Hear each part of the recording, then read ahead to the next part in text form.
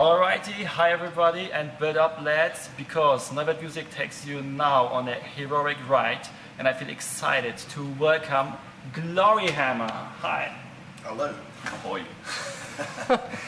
Just introduce yourself, please, quickly. I am the King of California, also known as the Hollywood Hootsman. My name is Angus McFife. I'm the Prince of the Land of Fife, obviously. Okay, thank you. So, Gloryhammer is a very interesting concept, and if you don't mind to kick off with some words about your latest album and also the music you guys do. Well, the first album was set in medieval times, and the second one is now set in space. So it's pretty different. Also musically, we tried to bring in the space feel a bit, and you can hear that best in the song "Universe of Fire." On fire.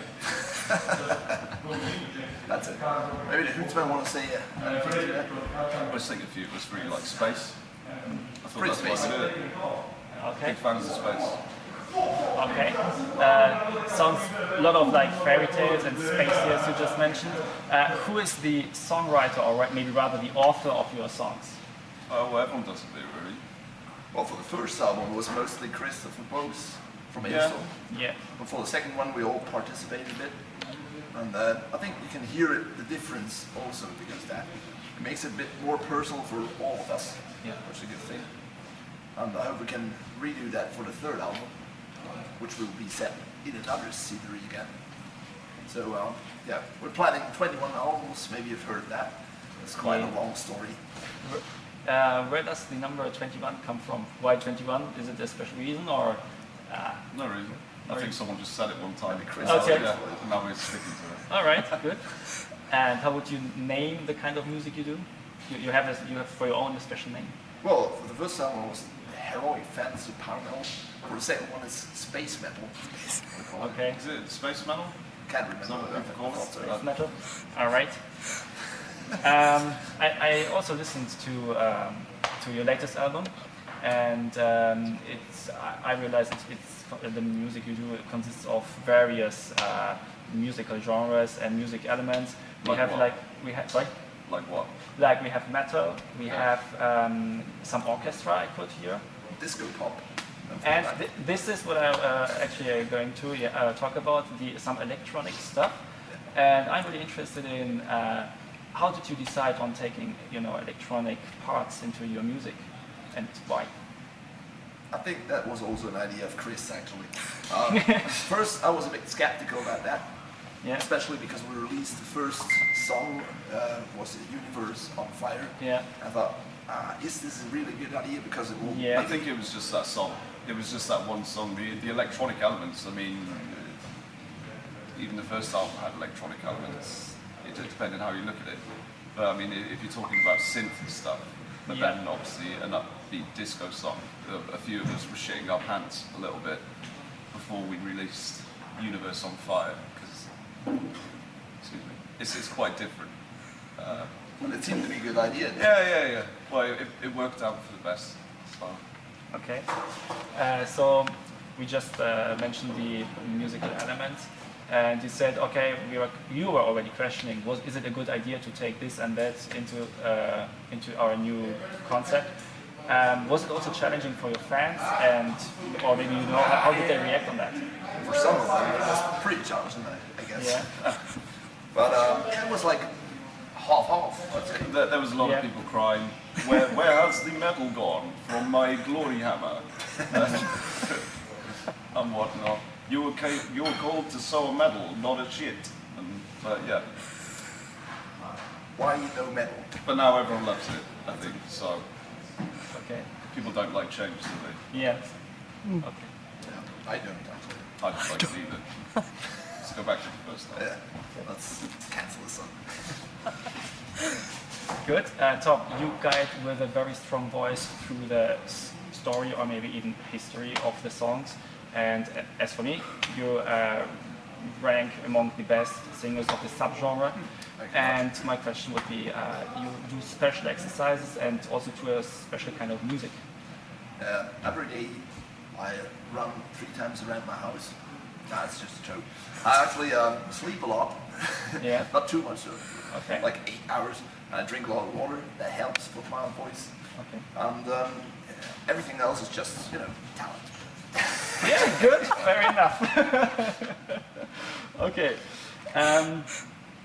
As you guys create new stories with your music, even you just mentioned you give your music an own name like space metal, or I read also like I think it was heroic, epic, fantasy, power metal, something like this. Yeah. My question is, because you create also other stuff, what are your non-musical influences on you? Well, everyone's got their personal influences, but for me, it's like I love to play Nintendo video games. Okay. Yeah, I think we're both really big fans of Zelda. Yeah. So, We share that passion. yeah, Chris is loads of nerdy shit. Like, he likes all his... I swear he told me he played Dungeons and Dragons, or he used to at one point. Yeah. I know he still plays Magic. I don't know if that would be an influence. I guess you could, like, pinch silly names from it. Probably. Movies, Hello? maybe science fiction movies. Okay. B movies. I think we all like Daft Power Metal. Anyway, it's like I'm quite a big Rhapsody fan. We all enjoy some good power metal. I know me and Chris are big Battle Saga fans. So there's a lot of similarities in that. Okay. So it sounds like a lot of media. And would you like to do, or did you already like a soundtrack for Let It Be a video game or a movie or? Some guy, yeah. Yeah. The guy. I can't even remember what it's called, and I don't even know what happened about it. But I know he was involved Plants in vs Zombies, yeah, right? the PlayStation Okay. video game. Yeah, he asked Yeah. us to do a soundtrack for his new game that was about an octopus. Okay. I don't know if we did it. Did we do it? I hope we will do it. Okay. So I'd really love to be in a video game actually. But yeah. Okay. Good. So we talked already about the music, and so Gloryhammer does a pronounced mix of both the music we just talked about, but also, as I know, and so theatricality. So I would like to come to talk a bit about you guys on stage. How long does it take you to get into your costumes? For me, quite long. You're definitely the longest. Yeah, I can't even dress myself. And it requires other people to help you. So, That's Okay. it. I would say 20 minutes. 20 minutes. 20 minutes. Yeah. Jesus. Good. For you, it's a bit faster, I guess. yeah, I don't know. I try to just have less things, but I've got fat now, so I don't go topless anymore. So maybe it takes me like a couple more minutes to put a t-shirt on or something. Yeah. Did you come topless tonight? I don't know. I don't know. Before we did our European tour last year with Stradivarius, I was probably in the best shape of my life. And then I haven't been back to the gym since then. And that was October. And we drank a lot. Yeah, it's because you're the whole Hollywood now. And you know, It's like Elvis. Elvis got fat. Yeah. Can I compare myself to Elvis? I'm Elvis. Okay. No. And who designed your costumes? Was it by your own or? My costume actually, first I bought the costume from China. All right. For like 2,000 or 3,000 bucks, I can't remember. That was the space costume that you can see in the video. Yeah. And well, it looked good, but it's really shitty quality. Okay. So I had to buy another one. Actually got this nearly for free, Yeah. 500 bucks, the new one. It's leather and it's much better quality. It's made by a guy in Poland. Yeah. I got my leg things made by the same thing. Same guy, things like P. Farmer Owen. Or P. Yeah, I don't know I the name can't. of it, but he actually designed an armor just for me. It's called Yeah. Angsman 500. It's pretty cool. Your fucking space outfit. I remember the first time you brought it to that video shoot, and I flicked it. And I said, what's it made out of? And I flicked it, and it put a big dent in it. Like, that's what it is. Like, you can wear it on stage because literally it would fall apart. That'd be it. It's fine. All right. And since you are from different places, as I know, what are your rehearsals general like? We don't. You don't. We've never rehearsed, I think. So that's Maybe we have, yeah. I think we rehearsed once before the first show, and I Okay. think we rehearsed one time Before the last tour. without you. No. Yeah, See? I think we just Me, That's Ben, my life. Paul and Chris got together and played for about half an hour and then went out for a night out and got pissed. Yeah, usually just everyone just prepares himself for the shows. That's it. If you can't play to the drummer, then You can't should play. leave it. It's fine. Okay, good. And what do you consider as important for a good show, or when, or what would you say when was a show good, or what is it? It all depends on the crowd. And yeah, Yeah. the crowd is great, will be great as well.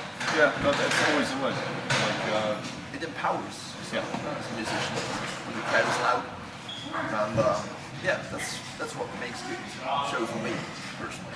Okay. And so since your shows are great, you have a great crowd, right? Usually, yes, actually. there's been a few times when no one's got it. We played some weird festivals before. Like, I don't know how, but we ended up playing some religious festival in the Netherlands. I don't know how that happened, but like, I think the whole thing just went like straight over everyone's head. It's like, you know, when you're trying to get the crowd to interact with you, and you're like, say this. Yeah, And then sometimes it's harder, but usually I'm really amazed at how people interact with us, and that they know all the lyrics sometimes better than myself. You know? Yeah. That's really Yeah. amazing. Okay. Good. And what's your spaceship like you tour with? I mean, is it rather like a unicorn drawn carriage, or is it maybe since the latest a space shuttle, or? I wish. Actually, this time it's just a shitty little van. But usually we have a cool big nightliner, Yeah. which is a good thing. And yeah, traveling around for a tour with the nightliner is nice Yeah. because you can go to sleep at every time you want to. This time we have hotels, which is also nice. But yeah, Okay. we used to have unicorns like 1,000 years ago. You know, Yep, they they're still dead. they didn't exist. They did exist back then, but Yeah. they don't now. So. Okay. Then I have a question from a fan to you. What do you guys hide under your bed? Dust, probably. Dust. I've got a cat now. That spends most of the time under my bed. Okay. And she also Lots of hair. She also ate. Yeah, just before we came on tour, I woke up and it had bit half my beard off. It's not even a joke. And it's a cat, yeah? Yeah, my cat. I have to. You got no beard. No, yeah. Usually not, no. Okay. So we are nearly there. I like how you guys close interviews, so I would like to keep the last statement up to you. And so as for now, I say thanks for watching, and it's really cool to get to meet you guys. I'm really curious about the Nighty Mighty, project, about the Gloryhammer saga. And yeah, I'm looking also forward to get taken away through your show tonight. So yeah, as I said, now I ask you how you close this interview for us. You say something. Boots.